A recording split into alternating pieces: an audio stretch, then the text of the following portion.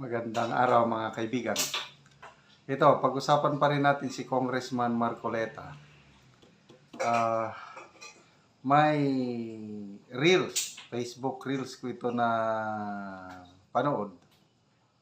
Grabe ang papuri na ibinigay ni President Duterte nung panahon pa niya, nung siya pa ang presidente.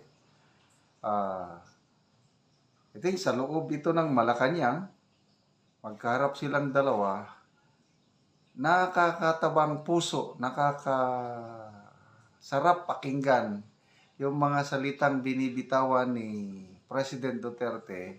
At ito naman si Congressman Marcoleta, namamangha, halos hindi makapagsalita. Okay, so ito iparinig ko. Si Tatay Digong, presidente pa siya ito noon. I don't know kung anong year ito. Marcoleta. Narinig na kita noon, pero hindi tayo kilala. Nung nainteresado ako sa iyo, yung nagtatanong-tanong na ako kung sino ka, your lawyering and everything, at yung performance mo sa Congress.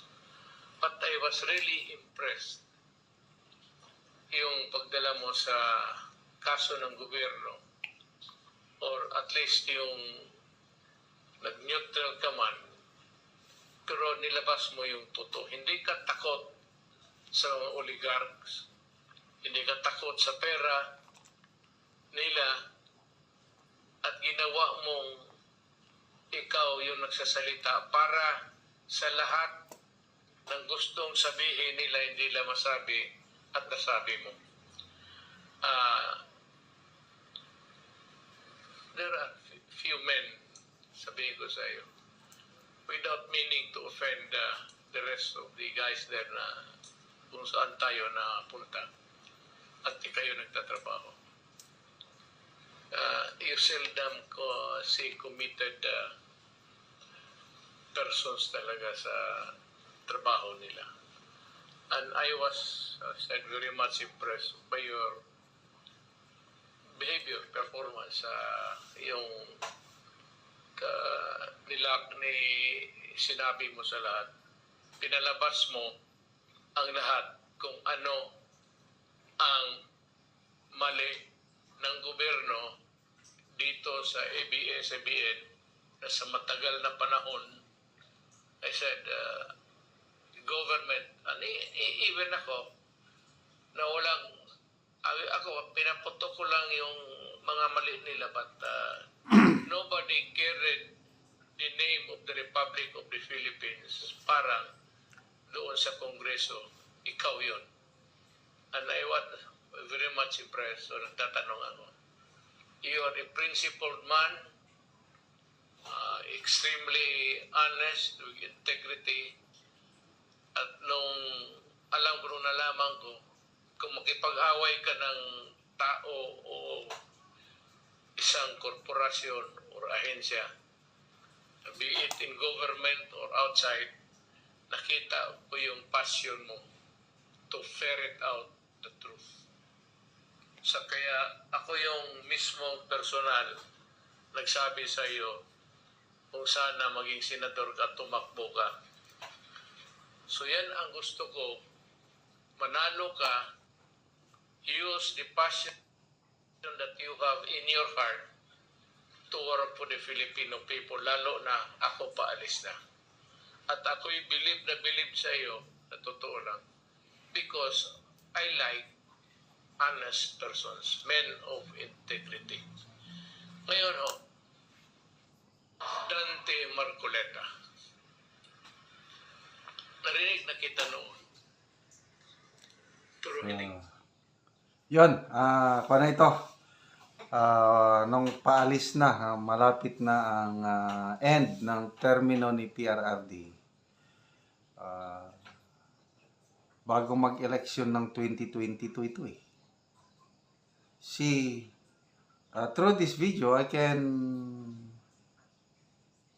analyze na si Tatay Digong ang nag-convince kay Congressman Marcoleta na tatakbo siyang senador. Kasi gusto kong manalo ka. Sabi niya. You can use your passion as a congressman. Mag-senador ka, mas marami kang ma-influensyahan. Sayang, di ba nagkandidato, kasama siya sa senatorial lineup ng Uniteam, si Congressman Marcoleta. Kaya lang nung malapit ng eleksyon, nag-back out siya. Hindi ko maintindihan na bakit siya umatras bigla. Dahil ba sa mababa ang kanyang survey rating? So, I don't know. Kasi kung hindi siya nag-back out sa senatorial race noong 2022, iboboto ko ito. Itong pinag-uusapan nila, yung papuri, I'm very much impressed, sabi ni Pierre RD kay Congressman Marcoleta, yung kaso ng ABS-CBN, di ba? Inano sa Kongreso yung ABS-CBN franchise. Si Congressman Marcoleta ang nanguna sa pagtatanong. Nung una, hindi sila dating magkakilala. Kaya itong si PRRD, nagtatanong-tanong pa siya, sino yung Marcoleta na yan? Naririnig lang niya, napapanood niya siguro sa hearing sa Kongreso, yung franchise renewal ng ABS-CBN. Ako rin, bilib ako, ang galing niyang magtanong, ang galing niyang mag-follow up, tapos makita mo with commitment talaga. Kaya, you're one of a kind, sabi ni Tatay Digong. Few men like you ang nandyan sa Kongreso. You're a principled man, honest, with integrity. Kaya gusto kong tumakbo ka, gusto kong manalo ka as senator. Okay? So, that was before. So, ngayon, wala na si Tatay Digong. Nandyan si VP Sara. Yung karakter ni Congressman Marcoleta hindi nagbago. Nung una, ginawa niya yung trabaho niya. Hindi nga sila magkakilala ni PRRD. Kaya nag-research pa si Tatay Digong kung sino yan. So ngayon, na kinakawawa si VP Sara, talagang tumayo si Congressman Marcoleta at ipinaglaban niya ang tama. So dahil sa pagdepensa niya kay VP Sara sa Kamara, sa budget hearing, nako, umaani na siya ngayon ng, ano ba yan, parusa, whatever, I don't know. Kasi tinanggalan na po siya ng membership, vice chairmanship sa iba't ibang committee. Ano ba yung Committee on Good Governance and Public Accountability, vice chairman siya dyan, tinanggal siya. Committee on Energy, vice chairman siya, tinanggal din siya. Committee on Justice, tinanggal din siya bilang vice chairman. Alam mo, malaking perks o malaking benefits ata kung chairman ka sa committee. Ganon din ang vice chairman and even membership. May mga benefits, I don't know. So may power. So tatlong committee na vice chairman si Congressman Marcoleta, wala na, tinanggal siya. Yung dalawang committee na member siya, yung Public Accounts and Constitutional Amendments, tinanggal din siya. Yun po ang inani ni Congressman Marcoleta for standing for what is he deemed right. Kaya taong maprinsipyo talaga itong si Congressman Marcoleta.